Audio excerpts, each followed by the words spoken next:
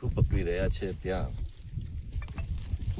તેમને અગાઉ સરકારે સોલર પેનલો આપી છે. એ સોલર પેનલો લગભગ 70% 80% પેનલો એ વાવાઝોડાના કારણે તૂટી જવાના કારણે આખી સિસ્ટમ બ્રેક થઈ ગઈ છે અને 70% 80% પેનલો તૂટી ગઈ છે.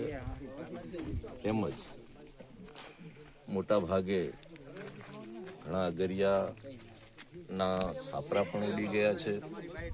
ઘરવખરી પણ નાશ પામી છે. અને ખાસ કરી જે મીઠાનું ઉત્પાદનનો વિષય છે, લગભગ એક પાટાએ 600 થી 700 ટન મીઠું એ અગરિયા પકવતા હોય એની જગ્યાએ આ વાવાઝોડાના કારણે સોલર પેનલો તૂટી જવાના કારણે અત્યારે હાલ પાણી લઈ શકે એવી સ્થિતિમાં ન હોવાના કારણે મીઠાનું ઉત્પાદન પણ લગભગ 50% જેટલું ઘટશે. એટલે કે એક પાટામાં 700 ટન મીઠું પકવતા હોય એની જગ્યાએ 300-350 ટન મીઠું પાકશે અને એમાં પણ ક્વોલિટી પણ ખરાબ થશે.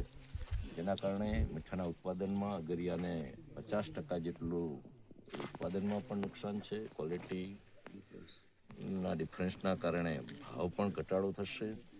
એટલે આમ જોવા જઈએ તો આ વિનાશક વાવાઝોડાના કારણે અને કમોસમી વરસાદના કારણે કચ્છના નાના રણના દરિયાઓને ખૂબ મોટું નુકસાન થયું છે. 19 તારીખે આ વાવાઝોડાના સમાચાર મને મળતા સવારમાં જ 8 વાગે જ રણના અગરિયા ભાઈઓ સાથે ટેલિફોનિક વાતચીત કરી અને એમનું જે કંઈ નુકસાન છે એ નુકસાનના સંદર્ભમાં તરત જ સરકારશ્રીમાં મેં રિપોર્ટ કર્યો છે.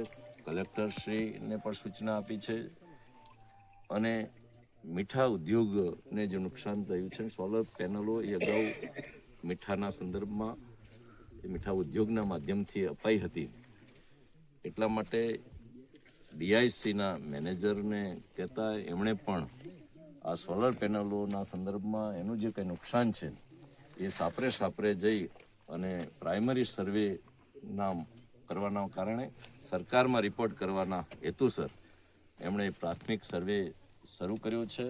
અને સરકારની અંદર મેં એક જનપ્રતિનિધિ તરીકે રજૂઆત કરી છે કે મીઠાનું ઉત્પાદનના સંદર્ભમાં પણ અગરિયાને મોટું નુકસાન છે, ઘરવખરી પણ એની નાશ પામી છે.